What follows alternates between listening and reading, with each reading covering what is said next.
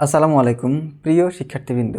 এ পর্বে আমরা জ্যামিতিক অংশ থেকে ছোট্ট একটা বেসিক পড়ব। ছোট্ট একটা বেসিক নিয়ে পড়াশোনা করব। তুমি যদি বোর্ডের দিকে লক্ষ্য করো, দেখো আমি এখানে একটা সরল রেখা অঙ্কন করেছি। সরল রেখার এই প্রান্তের নাম দিলাম এ এবং এখানে একটা নাম দিলাম বি। একটা সরল রেখা অঙ্কন করলাম। এই সরল রেখাটা হলো এ বি একটা সরল রেখা এবং বলা হলো যে এ বি এর মধ্যবিন্দু এম।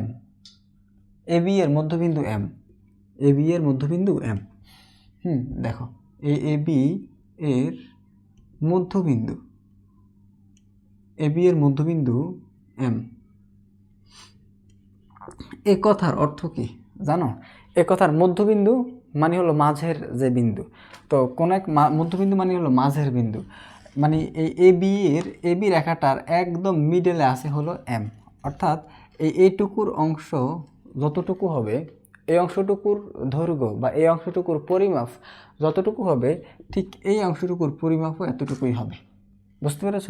আমি লিখতে পারি যে এ এম সমান সমান এম বি। এটুকু লেখা যায় না?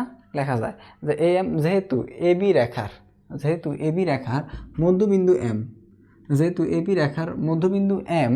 সেহেতু এ এম সমান সমান এম বি। যদি বলা থাকে এরকম যে কোনো একটা বিন্দু ওই রেখাটার মধ্যবিন্দু, এ কথার অর্থ হলো ওই বিন্দুটার এই পাশ এবং এই বিন্দুটার ওই পাশ, দুইটা পাশ সমান হবে। কোন একটা রেখার বিন্দুটা ওই রেখাটাকে সমান দুই অংশে ভাগ করে। এই যে এ বি একটা রেখা, এই রেখাটার এই যে এম একটা বিন্দু, এই এমটা যদি মধ্যবিন্দু হয় তবে এ এম সমান সমান এম বি হবে। মধ্যবিন্দু মানে কি? একদম মাঝের যে বিন্দু সেটাই তো মধ্যবিন্দু। তো মধ্যবিন্দুর এ পাশ এবং মধ্যবিন্দুর ও পাশ, দুইটা পাশ সমান হবে। সেখান থেকে লিখতে পারি A M plus M B. এটুকু বুঝলে এরপরে দেখো এই যে এ বি রেখাটা, এই টোটাল এ বি রেখাটা দুই অংশে বিভক্ত। দুইটা অংশে বিভক্ত।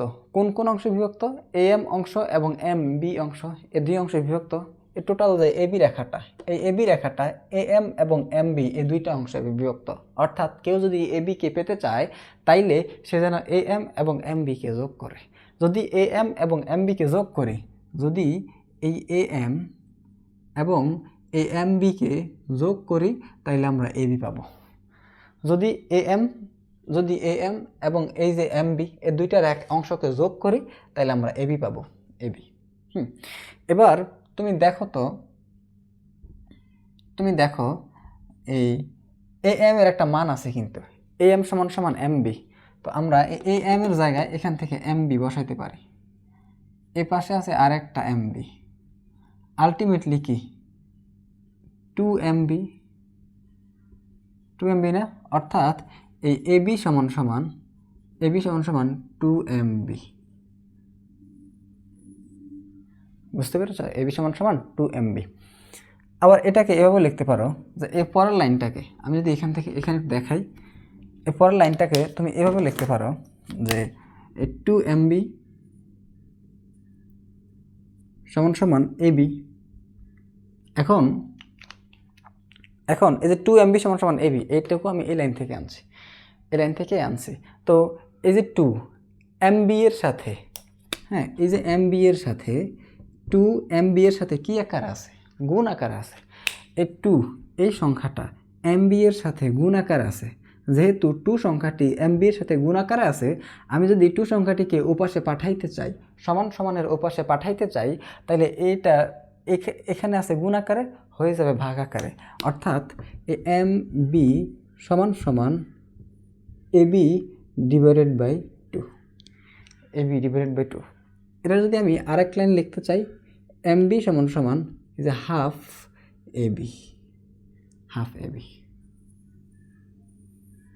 দেখছো? একদম সহজ না? এগুলো কাজে লাগবে বিভিন্ন উপপাদ্য প্রমাণ করতে। আবার এগুলো দেখলাম এই নবম দশম শ্রেণীর উচ্চতর গণিতের যে সমতলীয় ভেক্টর অধ্যায়টা আছে, সেই অধ্যায়টার মধ্যেও কাজে লাগে এগুলো। এইগুলো কিন্তু একটা নির্দিষ্ট অর্থ আছে। এগুলো কি বুঝে জানো? এগুলো বোঝায় হচ্ছে এবি রেখাটি এমবি এর দ্বিগুণ, এমবি রেখার দ্বিগুণ। এই কথার অর্থ হলো কি, এই কথার অর্থটা হলো এই যে AB সমান সমান 2MB, এই কথার অর্থ হলো এই AB রেখাটি AB রেখাটি AB রেখাটি MB রেখার দ্বিগুণ, MB রেখার দ্বিগুণ। যদি এইটার অর্থটা লিখতে চাও তাহলে তুমি লিখবা যে MB রেখাটি MB রেখাটি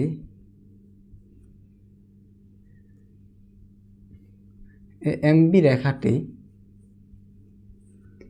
AB রেখার অর্ধেক, AB রেখার অর্ধেক। বুঝতে পেরেছ?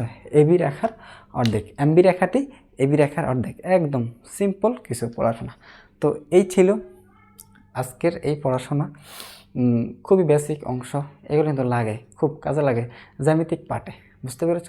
তো আজকে এটুকু পর্যন্তই। ভালো থেকো, আল্লাহ হাফেজ।